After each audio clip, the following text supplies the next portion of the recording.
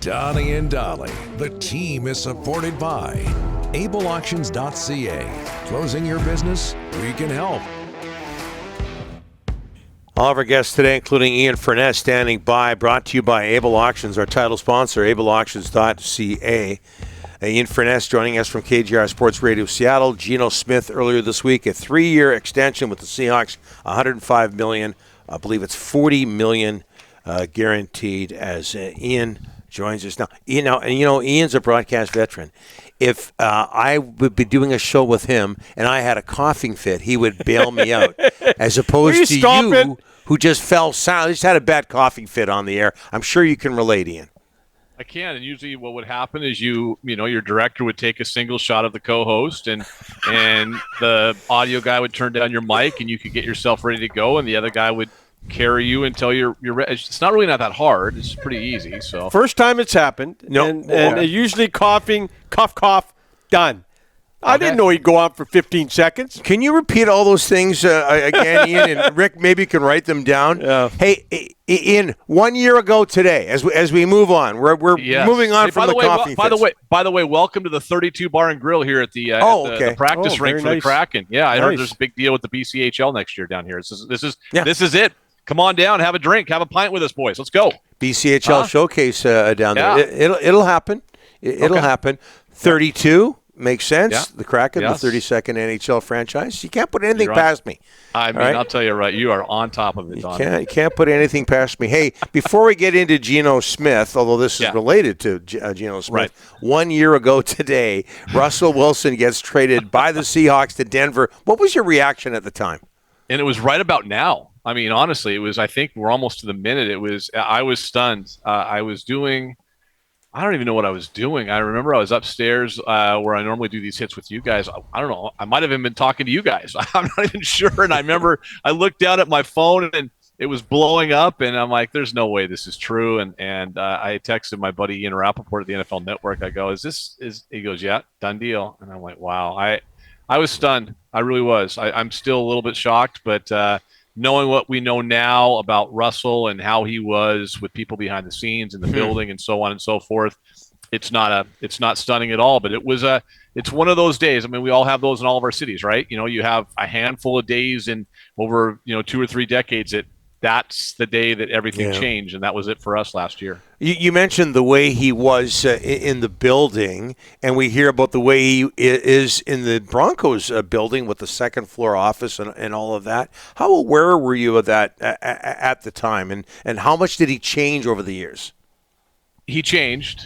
He definitely changed.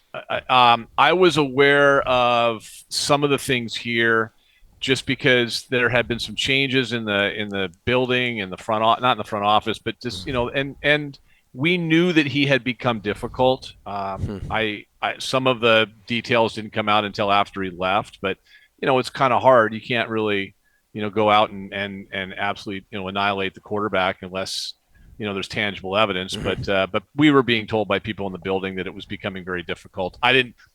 None of us knew. Anybody tells you otherwise is wrong. None of us knew he tried to get Pete and John fired. But I know he tried to get some other people fired a little more. I would just call them rank and file in the building, that he was trying to get changes made, trying to get his own people in there. None of that happened. His quarterback coach was on the radio down here on another station. They tried to get him in the building. They wouldn't allow that. It just became a very acrimonious relationship, and they moved on, and they're big. They're better for it, and Denver's worse for it. So.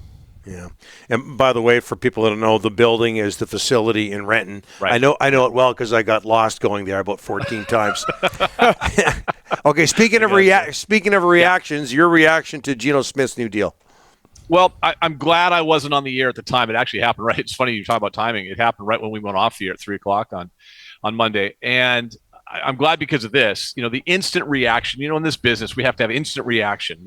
Instant hot take, and here's what you got to say, and the instant reaction. A lot of people saw the numbers coming out and saying, "Oh, you can't pay Geno that kind of money," and all that. And I probably would have fallen into that category. When you look and see what the contract is now, it's so team friendly, and frankly, it's Geno friendly too. For a guy that is making more in 1 year than he's made in his entire career, it's kind of a win-win for everybody. I like it because I just don't trust the rookie quarterback.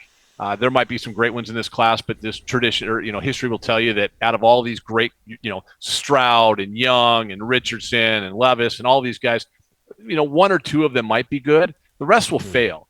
You know what you have in Geno Smith. You know that you have a guy that can get you to the playoffs with a roster that was just okay. And I think that's important to remember. They were just okay last year as a roster. He was able, with a great first half of the season, to carry them into the postseason. And so I think because you know what you have there, I like it. I like the fact that they can still go out and draft a quarterback. The contract doesn't prohibit you from doing that. Go draft a quarterback, develop a guy for a couple of years, because the Russell Wilsons of the world that came in. To give Russell some credit, he came in 2012 and was an instant starter, and carried them to a second round of the playoffs, got to the Super Bowl and won it the next year. Those don't happen all that often. We all know that. So I like the contract for a lot of reasons. Geno's really popular in the room. Guys like him. He's a good leader for this football team. And I think the Seahawks, they know what they have in him, right? I think that's an important thing. Like, they know what his strengths are. They know what his weaknesses are. It's a perfect setup, really, for them for a couple of years, and then they can find their quarterback in the future in the meantime, while still being a playoff team, which they should be. Yeah, but Ian, Pete Carroll said the other day, even with the Geno Smith signing, the possibility is there they take a quarterback. Is that chance still there? Yeah, I would think that they will still draft a quarterback. I don't think they'll draft a quarterback at number 5. Okay, that doesn't seem to make sense. Now, if you're Pete Carroll and John Schneider, you're not going to come out and tell the rest of the league, we're not drafting a quarterback at number 5. So, everybody else conduct your business. I mean, this is the lying season. Everyone's lying. Everyone's kind of, the smoke screens are up, and, here's what we're going to do. Here's what we may not do. You're never going to tip your hand in that regard in one way or the other. Logic would tell you, though, at number 5, they're not going to take a quarterback. But I would think that also probably makes that number 5 pick more in play in terms of a trade. And John Schneider is a master at moving and manipulating draft picks. Take that number 5, you can end up getting 2 or 3 picks in the first round, maybe 1 next year as well. I mean, you can do a lot of different things. They all have a value attached to them, so they're in a great situation. I think signing Geno gave them more flexibility than they had before, and that's big too. They're in a good situation, and it's funny because a year ago, right before the Russell Wilson trade, we're getting ready for the NFL draft, and we're not even talking about it because Seattle didn't have a first-round pick. Right? All right, they traded that away with Jamal Adams. Let's talk about your hockey team, 4th in the Western Conference. I have to be honest with you, Ian, very surprised. Trade deadline, nothing. Like, now, your GM's come out, Ron Francis, and he said, look, I don't want to screw with the chemistry, right? I like these guys. It's a good team, the whole 9 yards. I'm sure he made calls, but nothing. Like, very, very quiet on trade deadline day. Yeah, we do a show out here that we tape out here at the 32 called What's Kraken, and that's why we're out here today. And that was one of our topics today was, hey, we do a little roundtable. Like, are we disappointed? I think you can be. Listen, I think you can like the fact that they value the draft picks and they value and they don't have a lot of young guys. But you also can be disappointed, I think, as a fan, and maybe even somebody in the room, that out of the, I guess there's 10 teams, right? Nashville's kind of in contention now too. Nashville and Calgary, the 2 teams on the outside looking in. Out of the 10 teams in the Western Conference that are true playoff contenders to get into the postseason, Seattle's the only team that didn't make a deal. Yeah. Calgary waited till the last second to make one, but Seattle's the only one that didn't make a deal. You're 31st in the league in faceoffs. Your penalty killing's been better as of late. But I think, with Burakovsky out, although he's skating out there right now, looks pretty good. I think with him being out, you'll add a nice piece, but you also saw that you're not as deep as you probably thought you were offensively. I think you can be both happy and also disappointed. Happy where they are, but disappointed they didn't make a move. And guys, honestly, I thought it was an odd comment from Francis, if we're being honest. Like, yeah, we don't want to mess up the chemistry. We owe it to these guys in the room to let them kind of see it through. That's what his message was. Well, a lot of times you hear the other part where it's like, well, we owe these guys in the room adding a piece. He didn't want to rock the boat. They're in it for the long haul. They're a playoff team. I think that's the most important thing. They're going to get to the postseason. We're going to see playoff hockey here. I think that will broaden the audience and the fan base, which they desperately need to do. So they're in a good situation. But, yeah, it would have been nice to see them add something along the way. They needed some grit, too, guys. They needed a little sandpaper. They needed something. But, hey, you know what? Maybe the prices were too high. They're a what? The Kraken are a, what did you say?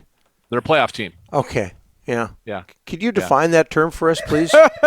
We don't know what that playoff team is. Yeah, Donnie, let me explain it to you. And I learned this last year with our baseball team. because in baseball they play 162 games. Well, for 21 years in Seattle, they played 162 games. Last year they played 5 more. This year we're told in hockey they play 82, and after that 82nd game they will play at least 4 more. We hope it's a lot more than that. It's kind of a fun thing. If you're good, you're rewarded for being good. If you try to put together a competitive, fun team on the ice, they reward you and your fans by letting you play more games and be entertained. It's a unique concept. It really is. Yeah, I'll look it up. Right now, the Kraken would be matched up against the LA Kings in the first round. That's exciting. So is the Geno Smith news. Oh, by the way, very quickly. Yes. Bobby Wagner, back to football, released by the Rams. Any chance of a reunion with Seattle?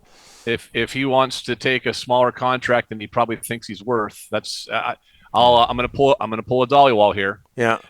Here's what I was told. I was, and I'm being serious, is that they would bring him back, but they're not going to be paying big money for him. So I mean, it's going to be in the probably $5-6 million range. Maybe they could get to that, but if Bobby thinks he's going to make 12, 13, 14, it's not going to be here in Seattle. That's what I was told. Yep. I'm going to check out what's cracking. Thanks, Ian. What's cracking tonight? Yeah, you guys can watch it up there. You get us up there, right? Big time. Absolutely. Let's go. Let's do it. Come on. There you go. You guys are a good demo for us. Thank you. Yeah. Now, you're telling us there are other TV stations other than Czech? Come on. Yeah, come on, man. You're kidding me. As a loyal viewer of Czech, of course. Yeah, if you want to cross the border, Fox 13 would be their alternative. Okay, so. There you go. There you go. Yeah. Ian, we'll get you back soon. Thanks so much. Anytime, fellas. See ya. Yeah, you bet.